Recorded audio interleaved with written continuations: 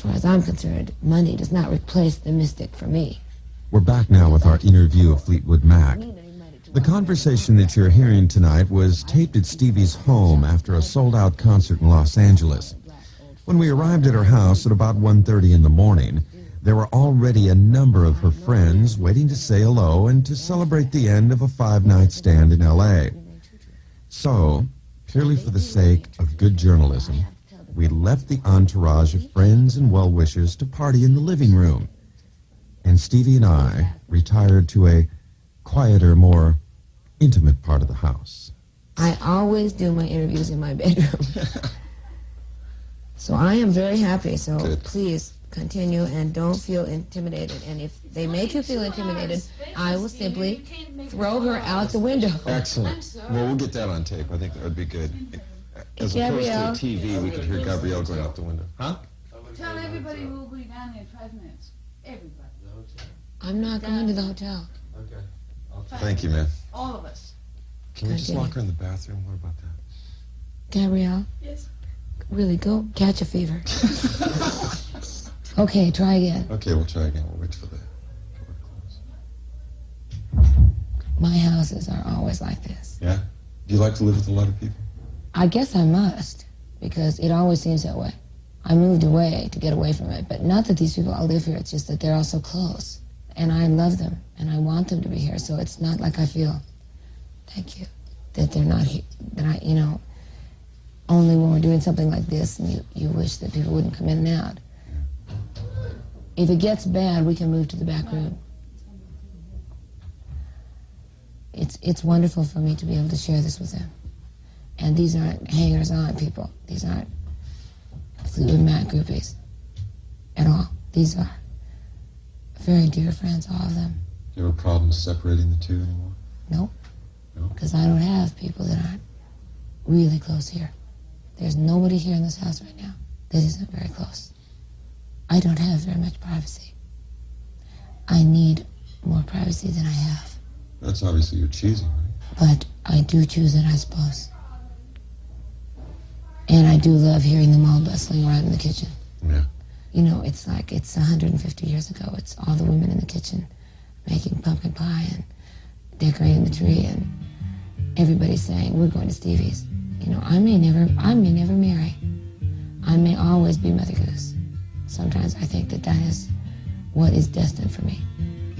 I took my love, took it down. On the last line, bring it down. Now, drowning in the sea of love where everyone would love to drown. Self-indulgence. All right. Don't we all love to be miserable and lay face down on our bed and go, I'm so miserable, don't talk to me, I want to hurt. Don't bring me tea. Don't even talk to me. Let me die in my own. We all do that. We love to do that. That's when I write my best songs. I love to be miserable. I love to walk around in the throes of a passionate miserability. I made that word up years ago. Miserability? Miserability. I don't like to suffer, and I hate pain, but I do love to suffer in the point where I want to get to my typewriter and write down all my wonderful and marvelous philosophy for why I'm suffering. I love that part of it. Wait a minute, baby. Stay with me a while. Said you give me life, but you never told me about the fire. So you're going to tell us who's in Sarah, or should we leave that to the imagination? There are many men in Sarah. Mick is involved in Sarah because he's a dear, deep friend of mine. There's another songwriter that's involved in it. There's maybe 3 or 4 men. And then there's my friend Sarah. There's so much in Sarah. And it is the poet in my heart.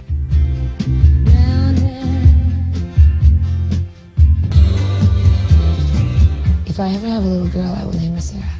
It's a very special name to me. I love singing it on stage. It's the absolute delight of my night. There's so much in Sarah. And it is the poet in my heart for sure. It's Sarah. You're the poet in my heart.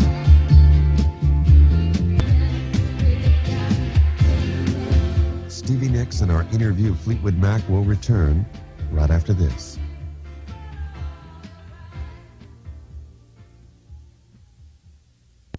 Christine and I are living together in an apartment. We have adopted 45 Biafran Vietnamese children. Mick disappeared 8 years ago. John is smoking hash, and Lindsay has an empire. Well, we're back now with our interview of The Life and Times of Fleetwood Mac. I don't know if you're using this just in conversation, but rather than using the word we to describe this band, you have been using the word they all night long. Oh, I don't mean to. Is that just conversation? I mean, you're not... I don't mean to. It's not separated in your mind. No. I do say my band, and sometimes people go, what do you mean my band? I mean it like this is my dog. Mm-hmm. This is my Jimmy. My Jimmy. My Fleetwood Mac is my Fleetwood Mac. When I say my band, I mean my band. Sure, I understand. And if I say they, I don't mean they at all, because they are the dearest thing in the world for me. My band. Is Fleetwood Mac the dearest thing in the world for you right now? The dearest. Absolutely. This band is so deeply in love with each other that it has no chance. And that's why sometimes we don't play very inspired. Because if you love someone that much, you've got your bad nights. Your real bad nights. Sometimes you've got your nights that you really wish that that person would get out of your house. And don't call me. Because you are just really, raining on my parade. You know, bumming out my scene. But only when you love that much does someone have the capabilities to bum out your scene. Fact is that everyone in Fleetwood Mac has the capability to bum out every other person's scene. Everything I do is touched by John, Mick, Christine, and Lindsay. Everything they do, I know about. And I don't like a lot of the things they do, and they certainly don't like a lot of the things that I do. But the fact is that we love each other.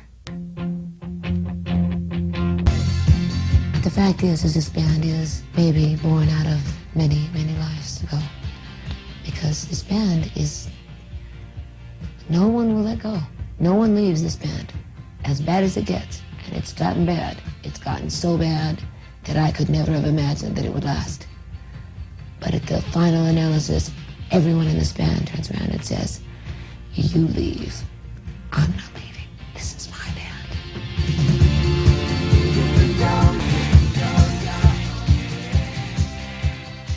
But we all then obviously loved each other so much that even with the personal loves, and there have been many in this band, would not give up that love of the whole band, of the whole thing. Because for me, John McVie is the only bass player in the world. For me, Lindsey Buckingham is the only guitar player. For me, Christine is the only singer and piano player. And for me, Michael Fleetwood is the only drummer. And it really doesn't matter what they do. I'll hassle them and I'll scream at them and I'll scold them. But I'll never leave them. Would you say Angel would be an example of that love? Oh, yeah. I still look up. That goes on stage now. I knew you would. I knew you would. It's like, we all knew we would. Nobody questions that. That's that knowledge. Somebody wrote me a letter that I read tonight that said that special knowledge that I wrote about in Crystal says, bears truth, bears believing. That is that special knowledge that we all know that we would, at any point down the line, give up everything else for this band. Because we've done it time and time again. And it's not a bummer. It's not a forsaken love. It's not a sacrifice. It's the only thing that I want. And it's the only reason that I say I may be the everlasting Mother Goose. Because I will not give that up.